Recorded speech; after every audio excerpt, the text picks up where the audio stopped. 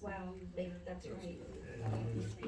Well, we're always pens you're out, I don't know where they're going. You might take, we'll bring in another bucket tomorrow. Yeah, I got done down there. You don't know.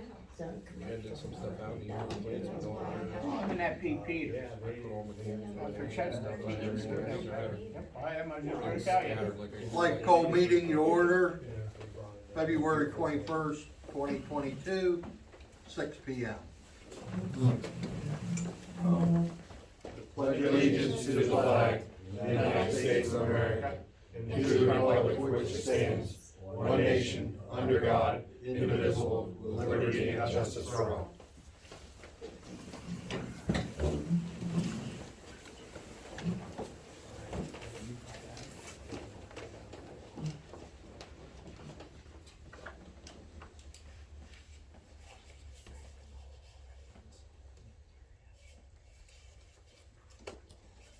I'm recording the meeting. We taken, you want to announce it, we're filming and Mr. Bosch as well. This is the first time I ever ran this recorder, so I don't even know if it's running or not. Chief, would Well, you I take a bet look you at this for us? Seriously, let him, he knows. I was gonna say, I don't know tomorrow if you didn't. Is it? I think it's going. Thank you. Approval of agenda. There's one addition under new business. B is UCC Appeal Board. Motion to approve? Second, all in favor? Aye.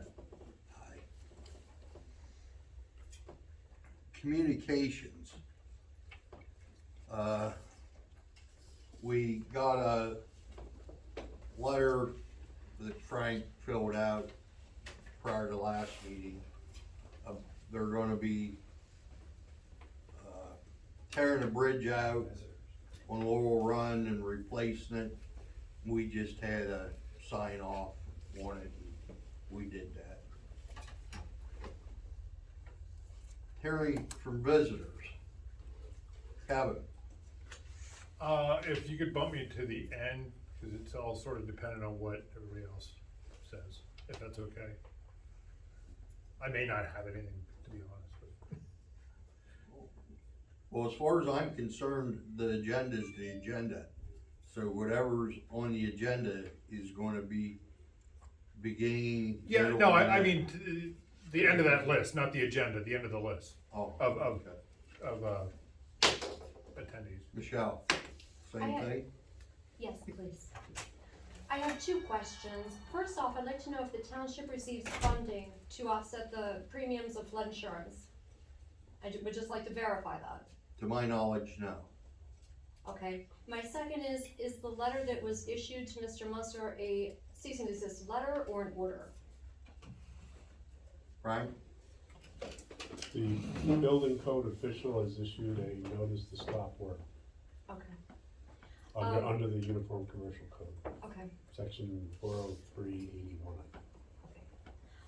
Mr. Musser has continued to work. He has had crews inside, and he has also added a complete other side to the structure that was not there at the planning meeting that I attended. He's doing far more than snubbing his nose at the township and the law itself. He is actually threatening, if we're receiving anything to offset flood premiums, he's threatening that program. And I believe that this township participates in that. FEMA distributes grant money to the township to help offset the cost of the flood insurance premiums. For example, I own a property here that's assessed at $100,000. My premiums are $1,200 per year. If FEMA deems the township ineligible for this program, by not complying with floodplain management regulations, the township can be suspended or loses eligibility to participate. Without program participation, homeowners in flood zones such as myself could see their insurance premiums double, if not more. Mr. Musser's actions put everyone at risk. And also, the last planning meeting that we were at, we were discussing the percentage of square footage that would be required in order for FEMA regulations to take place, or to not be a feasible change within a flood zone. And I did some research on the 50% rule, and the 50% rule is based on the assessed building value. The motel's building value, as per Clinton County's GIS, is $260,800. The 50% rule would top that off at $130,400, and if the costs exceed that, the entire building must comply with FEMA codes and must comply and be within regulation. So I pulled up floodplain management regulations and their suggestions for adopting provisions concerning the meeting minimum requirements of national flood insurance programs. And I have a sample ordinance from FEMA that I would really appreciate you guys looking at and incorporating into the existing ordinances, or do a separate ordinance altogether. It would help protect the township against people who just wanna come in and do whatever they wanna do. And I think that would give us more leeway as a township in order to be able to act against these issues rather than having to rely on cease and desist orders and such, because it says straight from the get-go that not having a permit makes it illegal. It's a misdemeanor right off the bat. So, and that's all I have today. I have a copy of that stuff if you'd like it. Well, I can answer a couple of your questions. Okay, The township doesn't receive any money from FEMA. What you were saying is if the township agrees to the floodplain development, then we're in that group and the residents get a discount. The township per se does not get money. right, I'm sorry, yes, I misspoke, right. That's the first thing. The second thing is, according to our representation, the township really doesn't have much authority in this. Our code enforcement group has the authority. You've delegated the duty to administer the building code to code inspections. Okay, So Now, we can prompt them, And they've which been, we have. they've been actively working on this, I guess is the way I can put it. Supporting everything that you have said. okay. I'm a little, I don't understand why he just keeps going and, Some people just break the law. right, With the building code, the code administrators have, or code inspections have issued, 4 citations already. And they've recently filed 4 or 5 more. okay, The first batch is scheduled for a hearing sometime in March. Right. The second batch hasn't been scheduled yet. okay. So those are pending. Okay, Not much I else guess I I can just, say. the logic escapes me. I mean, is You and the- everybody else. Okay, I just You're wanna on, make we're on sure. the same page, just so you Okay. know, we're not, I hear your frustration, we're equally as frustrated. Yeah, it's We have really no unfair. plans, we have no specs, we have no FEMA, we have no anything. We didn't get conservation district approved, we didn't get, Well, there was conservation district. but that was kind of. 2 weeks after the fact. Yeah, and it was also incorrect, wasn't it? I mean, it didn't read properly. They reviewed the plans that were submitted before the plans changed, Okay, Very I good. guess is Well where said, thank you. we're at. And beyond that, it is in the floodplain, and he doesn't have that. Well, And there's some question as to okay, where well, the every line single thing actually that I've is. ever seen as a banker for 30 years, it was in the floodplain, okay? That seems to be a question that the engineers are looking at. Okay, well, with all that said, and we're totally in support of the things that you are saying, and we are doing everything humanly possible to make ask Mr. Musser to provide the things that we need. I mean, there's a whole slew of them, whole list of them. Yeah. And we're with you, we hear you, we understand.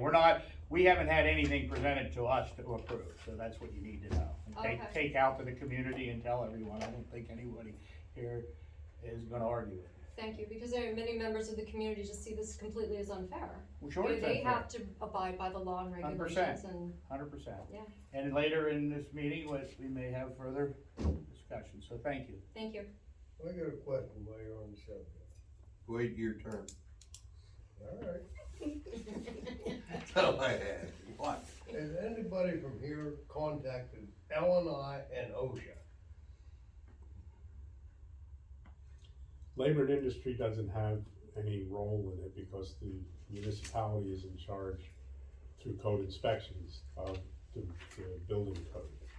As far as OSHA, I don't know if anybody's contacted OSHA or You not. got guys up on the roof working with no fall protection, they're over 6 feet off the ground. You ought to call You should have called them. Anybody I can just call might. OSHA. them. Well, it's too late now. They're not No, on when the they get roof. up there They'll to be put the up there. shingles on, As a private citizen, you could call OSHA. but that's gonna be a public place. Shouldn't labor and industry be involved? There's a lot of people that should be involved, as we've discussed previously here. He doesn't have a, Under he the, just does what he wants to do. under the building code, I don't believe Labor and Industry has a role in that anymore. It's the township now. Let's just leave it that there's so many violations, you couldn't even. Code start to enforcement finish. hasn't done any inspection on anything he's done there, and they're supposed to, because he doesn't call. That guy just thinks he's above the rules and regulations. It's one step before that, and there haven't been any Sorry. plans Anybody else submitted that have tried been this, approved. Yeah. we'd be So there's in nothing to jail. go out and Well, inspect. yeah, you haven't pointed to that. Yeah, and, the first step is you're supposed to submit plans, the plans need to be approved, then you're allowed to build in stages, and at each stage, you have to have inspections done. Plans and specs. Yeah, at this point, there hasn't been any inspections done because there haven't been any plans submitted that have been approved yet. But I think they're working on that, the last I talked to Thank you. to Tom Levin and to Code Inspections. Brandon, Just was a part of a couple different meetings in the past, and there was some questions brought up. How are you making out with the agreements with the fire departments that run within your area that aren't your primary fire department? A little bit of a liability there. well, I'd stated at a meeting that I was gonna meet with Beach Creek Blanchard, Lamar Township, and City of Lock Haven. Through some advisement by people that know a heck of a lot more than I do about it, I was told to watch what I did, because if I make an agreement, we may get stuck with paying part of their workman's compensation. I completely agree with that. That's not. What we have done though, Lock Haven got this started. They sent us a letter requesting that we give them a portion of the fireman aid fund, The relief? relief. Okay. And we couldn't get the numbers to jive with what they were trying to say, the number of runs that they make. They were charging it, Baldwin Township, for every run they went up to Renova Road. Well, there's 5 different communities Yeah, going you up got to Renova Colebrook Road. and all those groups. So they couldn't offer me any evidence that all the runs that they were calling runs for Baldwin Township were actually Baldwin Township. What we have done is we make donations to the emergency services in the area. That in the past, we've always given Mill Hall the biggest stipend. We give Flemington a stipend, we give the 2 ambulance companies a stipend. And this year, for the first year that I've been around, we're gonna give Lock Haven a stipend, Lamar Township a stipend, and Beach Creek Blanchard a stipend. We're talking, I think Beach Creek Blanchard and Lamar, we're talking like $500. Lock Haven, I think, was like $2,500. And I completely agree with what you're doing, trying to give them something for what they're doing, but how's that gonna cover you? You were at the meeting where Mr. Hauser said that any fire department running within your area is a primary service, which the city of Lock Haven is on the Renova Road. You should at minimum have a written agreement, at most have an ordinance. Well, that's Working a on that? topic for our executive session. Okay. All right, like I said, there was a slew of people at a meeting, we were talking, and I just thought I had the time, I'd come and ask and see where they're at with it. Just to backtrack on that, just a touch of, the emergency service for Clinton County elected to make Lock Haven responsible for Renova Road, and without any input at all from Bold Eagle Township. Okay. Well, I'll let, you know, that person that asked me, I'll let them know that, because, so basically right now then it's being put off is that the comm center made that decision, and so now the county's liable for any issues that happen up there. We actually asked that we be included in all the call box calls, Mhm. and pretty much purposely, we were left out of that. Okay, I completely understand what you're saying, Tuff. And what you're saying, I completely probably agree with you 100%, because that's probably the way it went, so, thank you. Yeah, thanks. Tony? Yes, I have a question for you before I give you my report. If at any time, you guys as the supervisors and any of the township residents would like to see your call boxes, I'll be more than happy to show them to you. Well, I have them now. The correct ones. I think they're correct. How long ago did you get them? The end of December? End of December of 21? Yes. Okay, all right. Those are the correct ones then. I had a meeting, The GIS with Jimmy Yeah. Watson? well, he's the chief of, Oh, Beach Creek? Yes, yes. oh, what the heck is his name? Jim Watson is the Jim chief. Watson. Yeah, he's the chief up there. Yes, and he got me the most recent ones. Okay, And this map that we have posted now shows all the stations that get called for each area okay. of the. And just my monthly report, which you guys have in front of you, and it's, we have a bunch of calls again since the last meeting. So far this year, for us, we're up to 35 calls total for January and February. And that's, you have the breakdown of it there, I don't need to read it to you, but, we have, recently been granted, money from the county's, foundation to, purchase some new, pagers, like about everybody else in the county was. And everybody in the state, we were awarded $15,000, through the state grant program, which we're gonna use to, purchase some new turnout gear. Good. Automatic firearms, they seem to be growing. Yes, Is there any thought of putting penalties in if people have more than one or two a year? well, there are, as far as the police are concerned, if the state police come there more than 3 times in a month, they get a fine, is that? Yeah, if the state police respond to your The, alarm 3 times. From that, most of the automatic alarms that we get, unfortunately, fall within the township. So probably between the fire company and the township, you guys would have to probably enact an ordinance that would state that. Most of the alarms that we're getting right now are carelessness on the building that they're renovating at Millbrook. Some inexperienced forklift operators keep knocking off the sprinkler heads.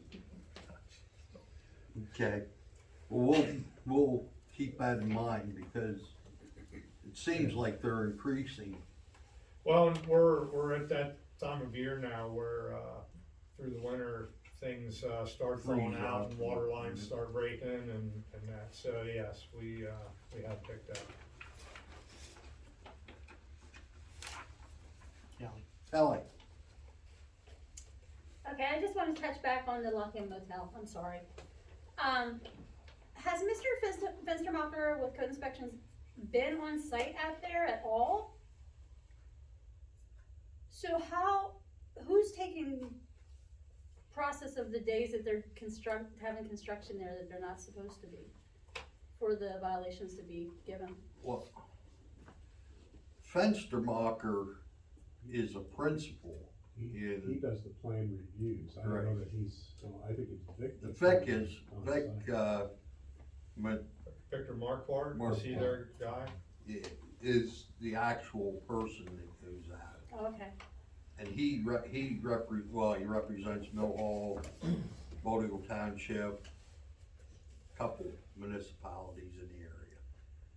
This Fenstermacher is his boss, and he really doesn't go out. Okay. So how are the days being, like, who's counting the days that they've been there doing the construction since the? Well, like I stop work? said, because of the way it's been explained to me, they're the lead on this, because 3 or 4 years ago, we lost our building inspector, who was Jeff Long, and no one really wanted to take over that job, so we went to a professional service. So for the last 4 years, they've been handling it, and according to everything Frank has told us, that once we sign up with them, then it's their responsibility.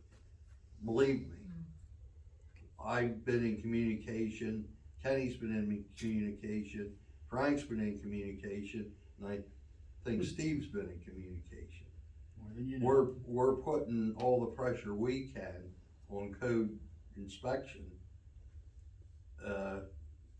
This is something that just, it's one of those laws where you hope people abide by your ordinances. Yeah, well, that's In totally. this case, they're not, Mhm. so it isn't like falling off a log to put to the grindstone, Well, I've looked at, like, when I go by and they were roughing those extensions onto those rooms. Mhm. Do they not need to have like firewalls or anything like that? And my question is, if a fire breaks out in the middle of that building, There's probably a lot of things they need, Kelly.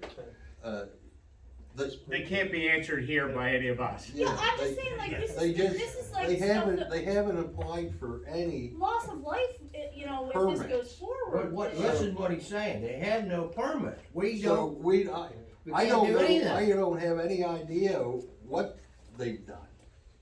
The plans have been approved by any engineer, anything, so we can talk about it till tomorrow. Everything he's doing, he's just doing. And it's been going on we've been hearing it for weeks, and we've been trying everything humanly possible, legally. I believe it, but, the fact of the matter is, he's not a good neighbor to be coming into the community, and I certainly hope that people realize that. And then the other thing that I wanted to ask about is, are there any projects that are planned for the park that Bonneville Township has to improve that and to, a lot of people don't even know Bonneville Township has a park, so I didn't know if there was anything. We have money in the budget to spend, we're thinking about putting concrete, the gravel path, making that a concrete path. For the first time since I've been a supervisor, we got a call the other day, somebody wants to have a birthday party there. We don't charge anything for it, but officially, it's not used that much officially. Now, I see cars parked there all the time, I'm not saying that no one uses it. The things that we want them to use it I've for. been on this board since 2017, and that phone call the other day is the first I can remember of anybody calling and wanting to reserve We're the going, park. So, the other thing is, it's in a floodway or floodplain, and it's very tough for us to do anything. Kenny put in some benches, and it was like pulling teeth to get him to put 3 or 4 benches in. it's just, They had to be breakaways in case the creek comes up, because it might infringe on flooding, boy. We also have tried to keep the parking lot nice, and people continue to go down there and do donuts and tear it up. And Yeah, they were doing a lot the past couple weeks. like I I've said, been the seeing them. activities that we would like to have there are not what's occurring. So come over my property Yeah. and go, yeah, and park there, and I think they think it's part of, But between the sidewalk, the fishing dock that's there, needs, we're talking about putting some kind of a hand railing on the fishing dock. Here again, it would have to be something that would be breakaway. So if it's breakaway, then it's not gonna the fishing creek help, comes up, it's gotta be- anybody if they go fall through it. It's just difficult where the location of that is. To answer your Is- question, yes. We're Well, doing what we can. And like I said, you know, a lot of people who may wanna utilize it properly, they may not even know it exists. It's a nice pavilion, And- there's nice things there, correct? Yeah. Well, we had the outhouses there, we take away the garbage, we try to keep the grass in good order. We try to make it as nice as it possibly can, but like I said, because of the proximity to Fishing Creek, it's not easy Do to any. do improvements. Thank you. Connie, I had a couple questions. I bought a Nightingale's personal care home. I started it up 21 years ago. And I bought it from a doctor, and it was a residential area, and they raised 13 children in it. So then I put in Nightingale's personal care home, which a personal care home is considered residential. But I ran Nightingale's out of it. But the problem is, I had to close it as of last March 31st, and put my residents other places because of COVID. I did not have enough help, and I just couldn't do it by myself anymore. So I put it up for sale, started in October, but the problem is, my question was, am I able to sell it as residential and or commercial? Because as of 2010, October 25th, 2010 is when, it was changed over to commercial. But I was grandfathered in. And I've been down to talk to, Katie De Silva so many times, and then Tim, from GIS, they also said that I was residential. And she even said, I don't even know why you even have to go to a meeting and ask, but I just wanna make sure, because I've had people interested in it, and now I have somebody who's really interested in it, and he was approved of a VA loan, but you can't get a VA loan if it's commercial.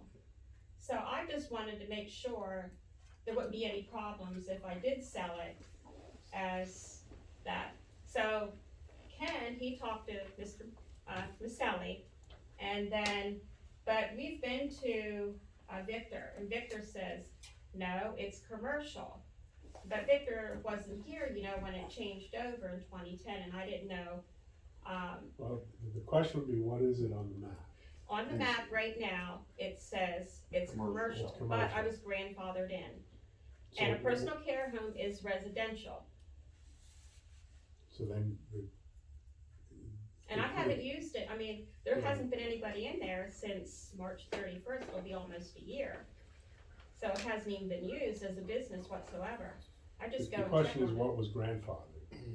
Was it Residential. grandfathered as a personal care home, or was it grandfathered as a single-family residence? Well, a personal It care sounds home like- is a residential, is considered Well, residential. I understand it's residential, small r, but it's not the way that. Heck, they term raised is- 13 children in there, the doctor did, and I only had 8, and then I had 4 people come Yeah, in but that were yours, respite. yours wasn't a single family, No, his was a single oh, family. yeah, okay, that's So right. that might be the distinction, is a single family residence is one type of use, and then a group home, which I think would be what a personal care home would be some other type of residential use.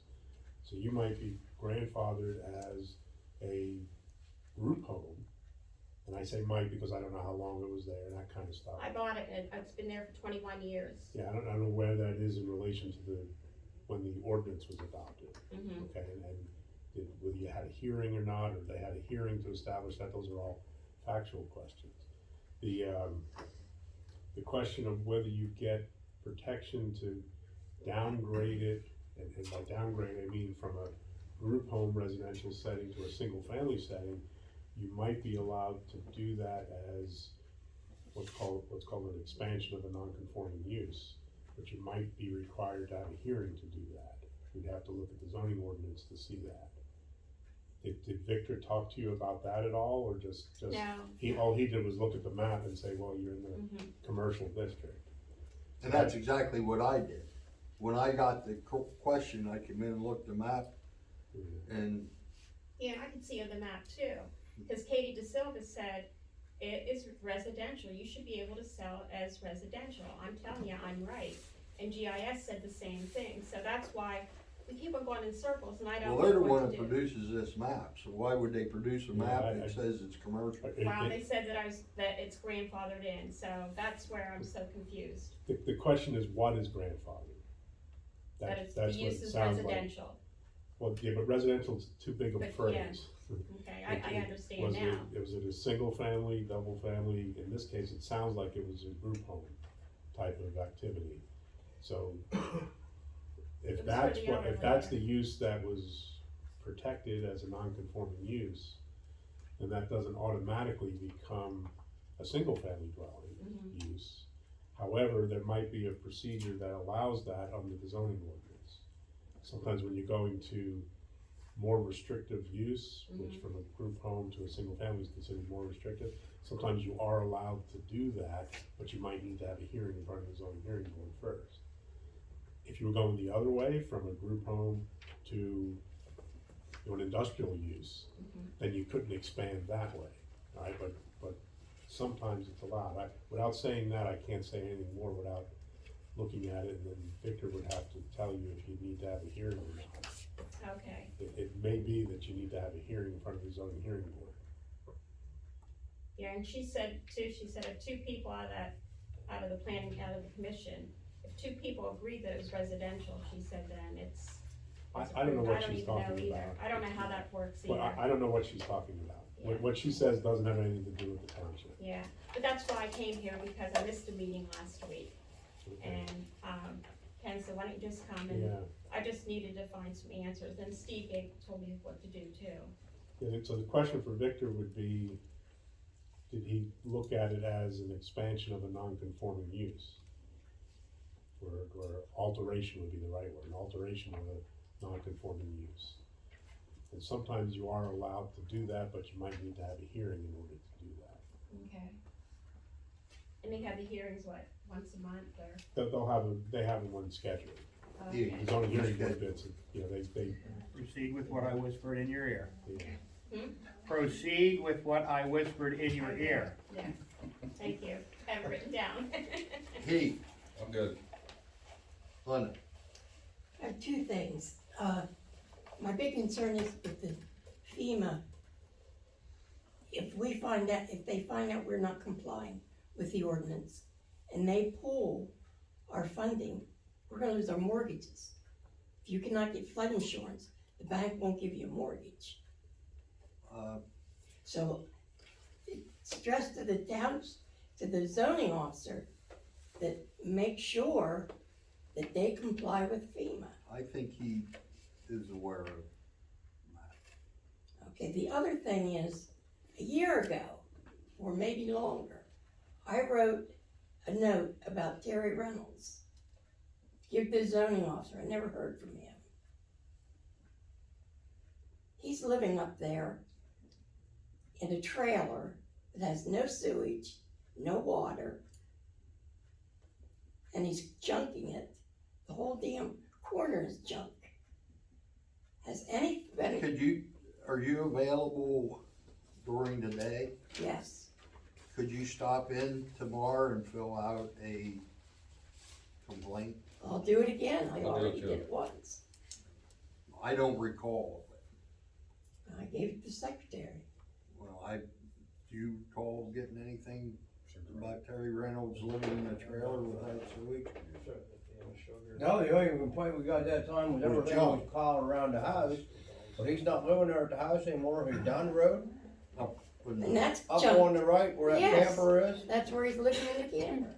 So the house is, that used to be a schoolhouse, right? Well, Yeah. schoolhouse used to be, house is empty now. Yes. It's in process of foreclosure, I think, isn't it? I don't believe, I think her son owns it. We did see something on that, but he wrote a letter in, he was cleaning everything up, and then It quit. that's what the last I was out there, Yeah. he played, but I didn't know he was living down the road, Oh, yeah, he's living up there in a camper. No sewage, no water. Oh boy.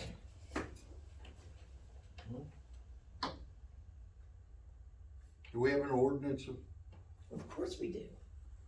I think it would be the sewage enforcement officer. so get Jeff Krager on?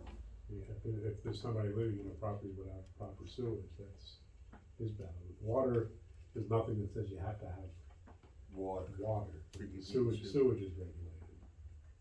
I don't know if it applies, but I think there's something in this out there too about campsites. Yeah, but this isn't a campsite, so this would, you know, he's not using it as a campsite, campground. That's zoned residential too. Sounds like it's more of a sewage enforcement issue. Either way, the junk around there If you, is township. if you can stop, The and township should be working on getting that cleaned up, the whole damn corner. if you can stop in and fill out one of those reports When's she here? between 2 and, or 10 and 2. All right. Or full-time the following week. Yeah, next week it'll be going back to their normal hours. All right. Chase, Good of you, come on, Chase, throw something at us.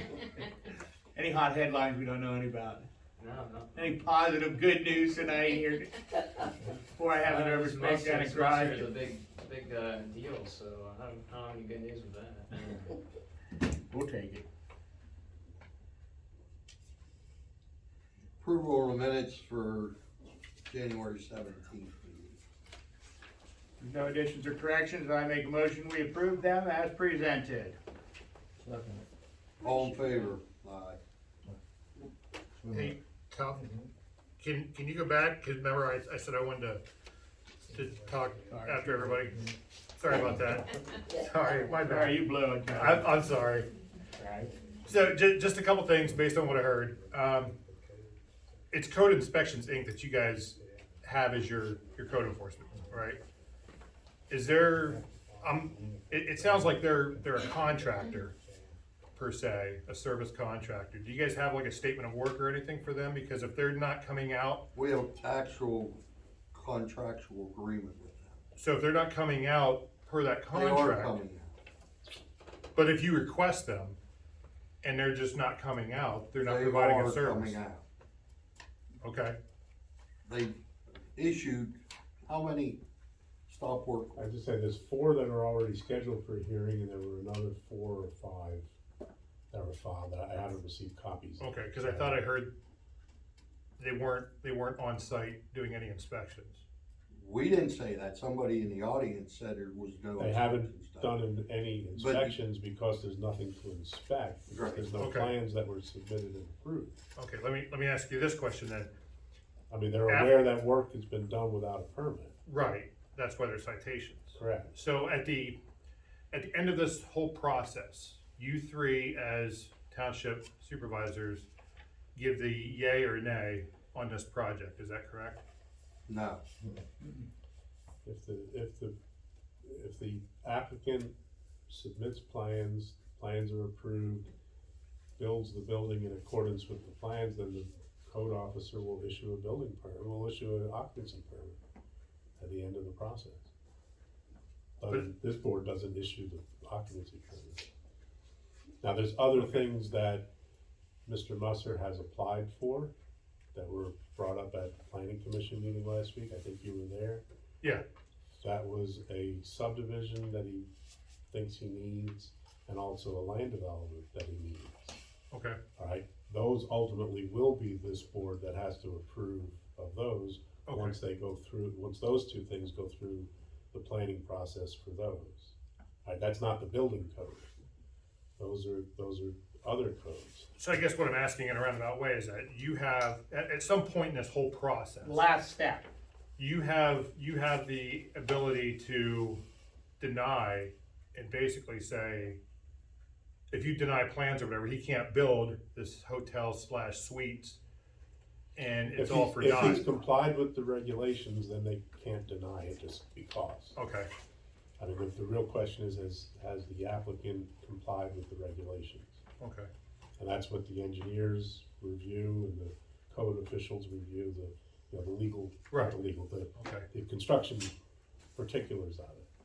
So, being a firefighter, being a fire protection consultant, from what I've seen, before he buttoned up the building, and looking at the NFPA codes as they apply to building codes, that building is required to have an automatic sprinkler system in it. Is that under the Uniform Commercial Code? I don't, you used an acronym there, I wasn't familiar with. The Pennsylvania, whatever code that they're using, it references NFPA 13, Okay, which is the sprinkler system.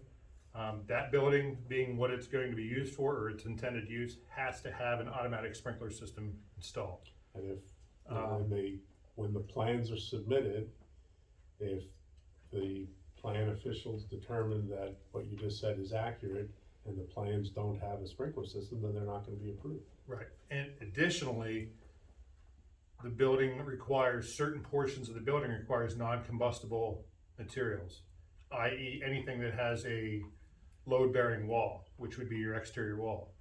According to the fire code, non-combustible materials is either wood, metal, or concrete. He's used wood frame construction on that. From what I saw before he buttoned up, it's a complete fire trap. My concern for the Mill Hall firefighters, or anybody that's going to respond to that, that building will collapse rather quickly, because there's no fire barriers that I saw in there. It's wood frame construction, other than what the interior, the core of that building is now. That being the old hotel that does have non-combustible exterior walls. What needs to be put on them to make them non-combustible? You can't put anything on them. It has to be either metal frame, concrete block, or brick. So you can't frame it in wood, is Oh, what no. you're saying? You could put a wood exterior. I think the shop next to the beer distributor down here in Hogan Boulevard, they put a false exterior on. They did some wood frame and then put like metal over top of it. But the actual framing itself has to be non-combustible. With the roof trusses, I'd have to look and see what that is again. But if you get a fire inside that building, whether it's in the center or at the end, once it gets up into the roof trusses, the rafters, there's no barriers. It'll just extend right across that roof line, and you'll have collapses within the building. I mean, like I said, there's significant concerns that I have with that. I'm also a resident here in Baltimore Township, but more importantly, you know, as a firefighter and myself and the consultant that's dealt with these, especially in the military. What was that code again you referred to? For the automatic sprinklers is NFPA 13. NFP 13, and what about for the non-combustible walls? You're gonna wanna look at 101, which is a life safety code. There's several references, there's several codes out there that would apply, but those are the two that you really wanna look at. And it could be, because NFPA defines that as a low-rise structure. So NFPA 13R should be your applicable fire code on that. But the state building code references NFPA 13. Kevin, if I can, while you were Yeah, talking please. about that, we have, in looking at the different phases of construction there, we've had some discussion on that, and, as far as Mill Hall's concerned, as long as there's no life safety issue there, we're not entering. Yeah, I mean, yeah, I totally agree. We're not gonna Say enter. that again, Tony? As long as there's no life safety issue there, we're not gonna enter. So essentially, if the building's unoccupied, Yeah, the third. they're not gonna risk, there's no Yeah. benefit, they're not gonna put themselves at risk, which I totally agree with. I would encourage any fire department to make that decision. I've also heard that there's going to be some sort of communal kitchen or something put on the backside of that, which could change, or bring in other codes, as well. Because depending on what they have in the back, if it's like a commercial kitchen, that's gonna require other, fire protection measures as well, so. Yeah, But, he hasn't put any plans. There's nothing on paper right, but to know, I so- just wanna We get hear it on you. record, because We hear these you. are the things that are going to impact the firefighters and also occupants. Presumably, the way it And- happens is, there's a plan that's submitted that gets approved. An inspector then goes and compares the thing that's done on the ground with what's on the plan.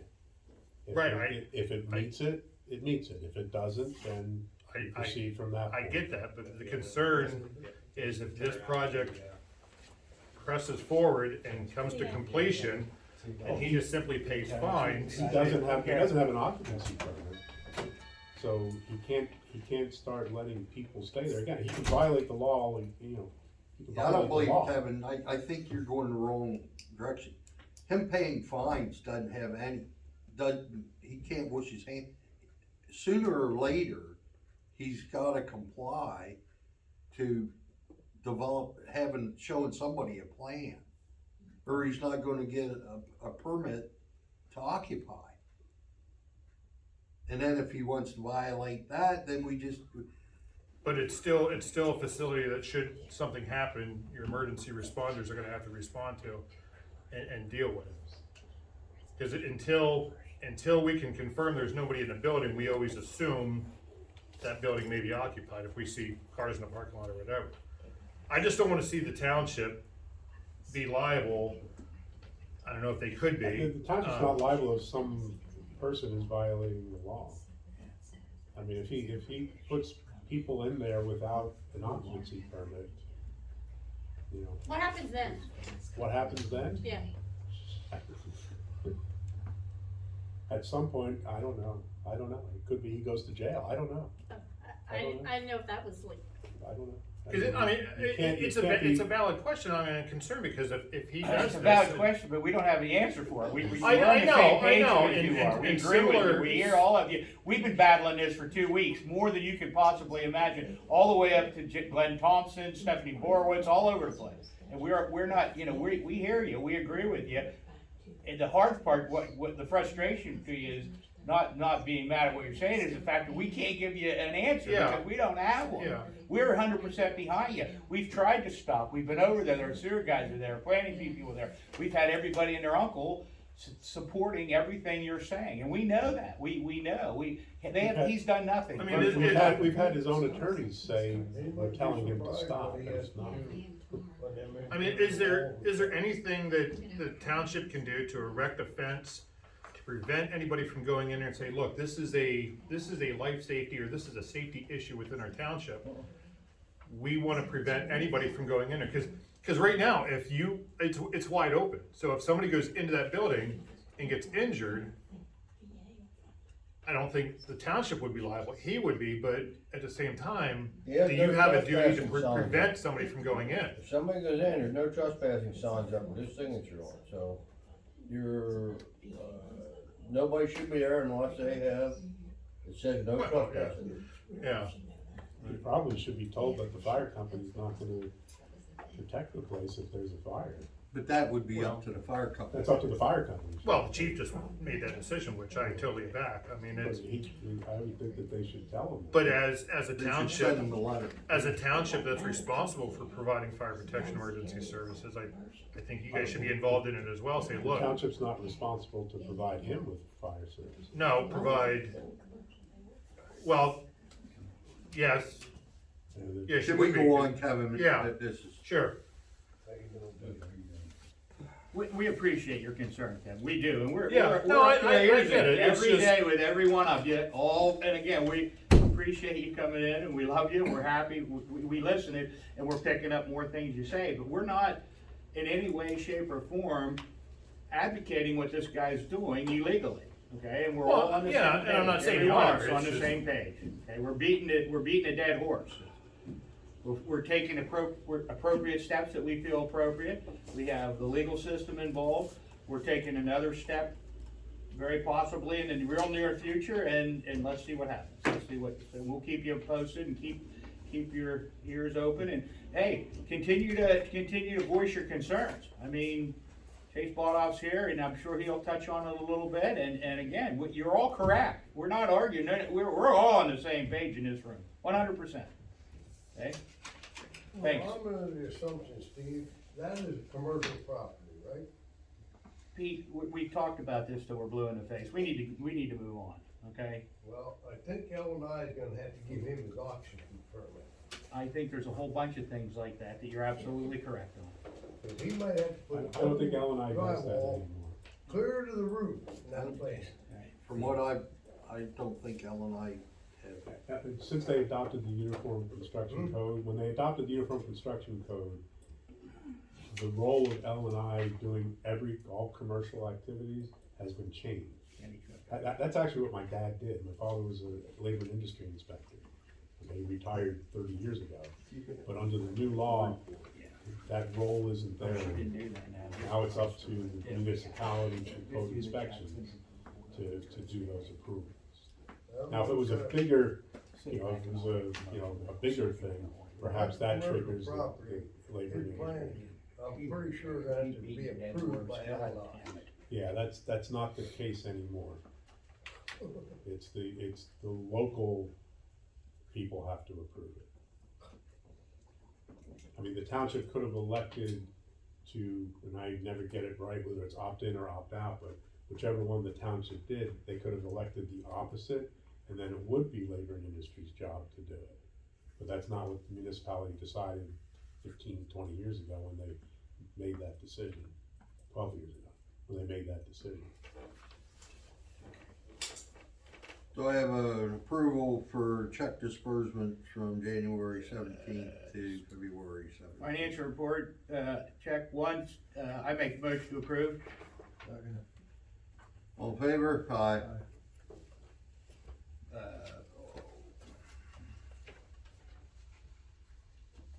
Old business.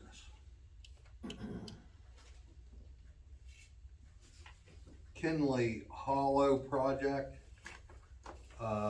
We corresponded with the Conservation District. Apparently, we're getting 100% grant to do the work. Right now, ball is in Conservation District's hand. They're gonna present us with plans, and then we are responsible to put out for bids and get contractor. I'm not sure how much in kind we have to do until we get that paperwork. We won't know. New business. Benefit run for Hager Utility. Hager Utility charities are planning on doing a fundraiser with the proceeds going to Veteran Park in Lock Haven. The fundraiser will be on May 8th, start at 9. It's a run walk benefit. Baltimore Township, it'll start at Peters Marine and it'll end at Tobo's Bridge. I don't know if that's what end of the paper it is, but it's the far end of the paper. It's approximately 5.5 miles. Harger has bought insurance for $2 million for any liability. The state police are involved in it. hopefully, emergency services are gonna be helping with traffic control. I have the plan here of what the route is gonna be. We need to vote on allowing this to happen. I make a motion, we vote to allow the harder utility charities to do their walk run on Second. 5/8. All in favor? Aye.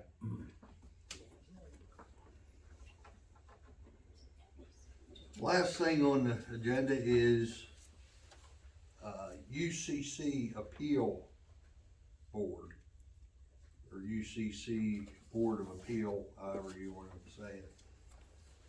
It's came to our attention, Frank's diligent work, that Baldwin Township needs to have an appeal board sitting in case somebody, wants to appeal a decision of building inspector or whatever.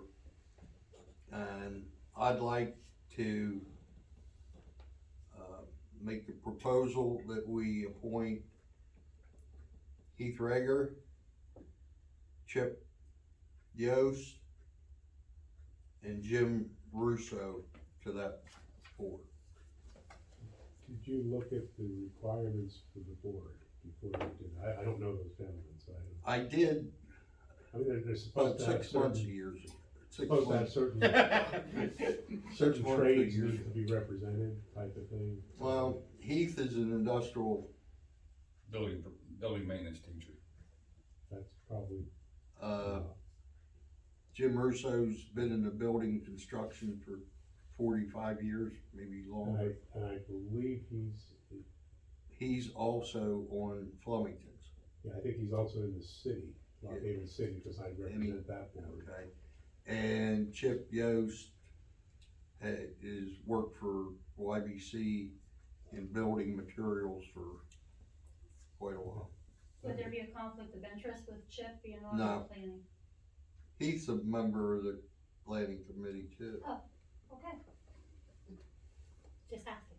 Anything that I read on it, that doesn't preclude them from being on. If my lawyer tells me different, then we'll change. I don't think they can.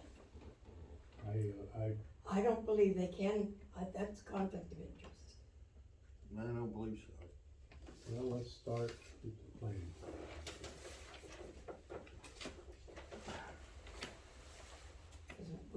I was on that planning commission. I was on that planning commission, and our Board of Appeals had to be all separate. Well, the zoning hearing board is different than this. Yeah. board. Okay, This is something else. This is UCC, oh, okay. Uniform Construction Code. But I think there's a provision that says something like, The people don't even have to be residents of the community. it says, now this is the members of the, that's the zoning hearing board, so with that, planning commission. Zoning hearing board members can't. What's this board supposed to take care of, Tom? If, for example, I went to get a building permit and inspection ain't say, no, I could come to this appeals board and present my case to them, and they could overrule and actually give me a permit.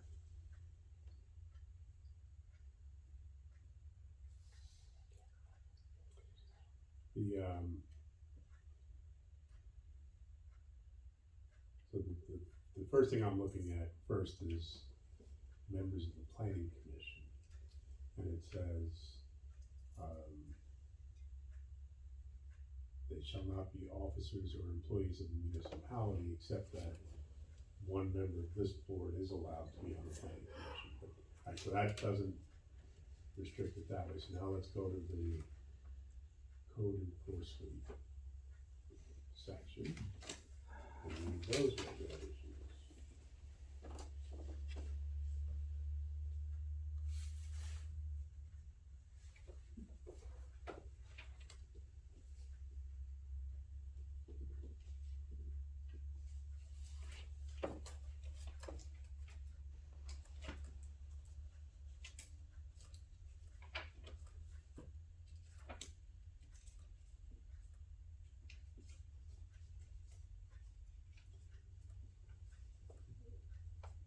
Composition of the Board of Appeals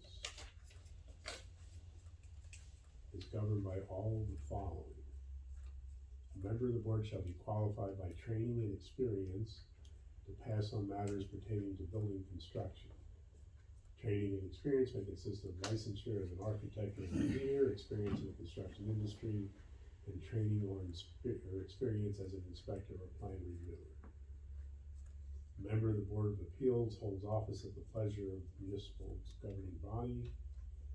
Members of the municipality's governing body, that's you three, and its code administrators may not serve on a Board of Appeals. A municipality may fill a position on the Board of Appeals with a qualified person who resides outside of the municipality when it cannot find a person within the municipality who satisfies the requirements of this section. And then it just says a Board of Appeals member may not cast a vote or participate in any hearing in which the member has a personal, professional, or financial interest. So the answer would be they're okay. For those that don't reside in the municipality, you have to also say there's nobody in the municipality that you can find that's available, but do that. So, I don't know where everybody lives. They all live in, except for Jim Russo. Yeah. He lives in the city or? He lives in Allison. Yeah. Well, I mean, that's what those are the requirements. So we made the vote and approved it, right? No, you weren't quite done wrapping up your pitch. We're right there, and, you got to Jim Russo, and, then we got a question, yep, you had Rager, Yost, Russo, and then we got a sidebar, so, you done? That's the motion. Okay, second. All in favor? Aye. We're gonna have a short executive session. I do have a comment for everybody, the good of the order here. And there's nobody more concerned about everybody's health, education, and welfare than us, okay? We are desperately trying to follow the rules, and we are very much pro-business. But we're also pro everybody being treated fairly, following every rule, every township resident, every business, and Ms. McGee will tell you that we deal with Avery, we deal with Croto, we deal with condos, and we try to deal with everybody uniformly. Follow the rules, do the same things that everybody else is required to do, and we will work very diligently to try to help to get this project. But it has to be done smart, has to be done safe, has to be done for the good of the people in the community, in our whole township. And that's what we're all about, all of us here. So please understand that, and thank you for coming and expressing your concerns. It does get frustrating from us that we are diligently working to do these things, and I know automatically it's like, what are those guys at the township doing? Well, we're doing, believe me, we're doing, and we've been doing, and from the crack of dawn until late at night, and it has not stopped. I mean, and I'm a director at a bank at Muncie, and it's all the way up there, and I'm getting all kinds of calls. And again, we have stuck to this. The three of us have communicated throughout this process. We've had people on site several times. We've checked. We've talked with Frank. He's been great. We've talked with all the people that you've said. So I just wanted to make you guys all aware that, you know, I hope you understand the frustration isn't with you bringing these questions and talking, except for Pete, that we're moving forward here, that we're on top of it, and we're doing everything that we can. It's humanly possible. Thank you. You figure it out.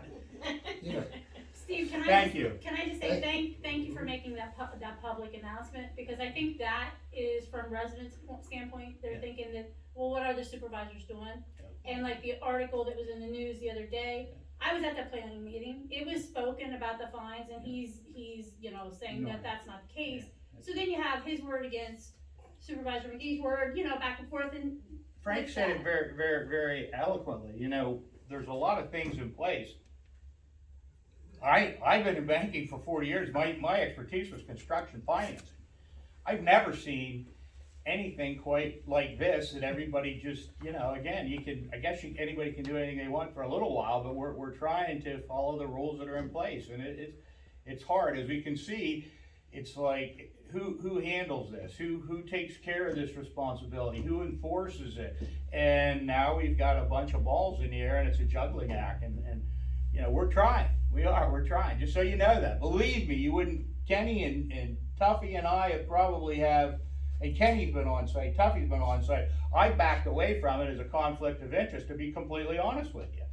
And the first thing that I did, but we've all communicated and we've all looked at it. Kenny and I were on the phone Yeah. the day he broke ground with the conservation district. And they originally did a drive-by and said, oh, he's not disrupting enough land. Finally, we got through to Wade Jadun, who ended up 2 weeks after the fact, helping them fill out the permit for ENS. ENS. He did that December 30th. Yeah. He made his ENS application. And so thank you, everybody, I appreciate it, I wanted you to hear that. You know I speak what's on my mind. Yeah, but it's never correct, Pete, that's the I problem. mean, I'm never correct. Your left field, no love. Never say never, never say They're never. having an executive session. Yeah.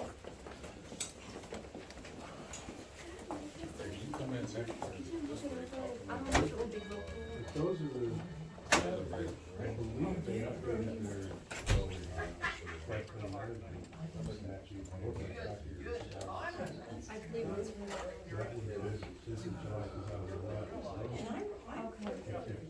I wasn't here in 2016, but I think that's what it was done. okay. I wasn't here either. This has recommendations for how you can add things to local ordinance. It may already be in the ordinance is what I'm saying. I didn't see anything, okay. Did you see the new ordinance? Did you see the 2016 ordinance? The one that's online, at the Borough Township website. Is it the 2016 one? You might wanna look at the date on it. She might wanna look at the date on what's on there. Oh, so what you're saying is what's online might be. Which ordinance is it? Okay, 2016. This looks like, I'll look at it, but I think this was already covered in 2016. I was told last week that there's now another set of some changes. Oh, okay. Well, I appreciate it. They're Just coming trying to out. We're find ways to doing protect the everything we township can do, better. believe me. Right, I understand. Thank you very much. Thanks, guys. See ya. Have a good night. Which ordinance were you talking about?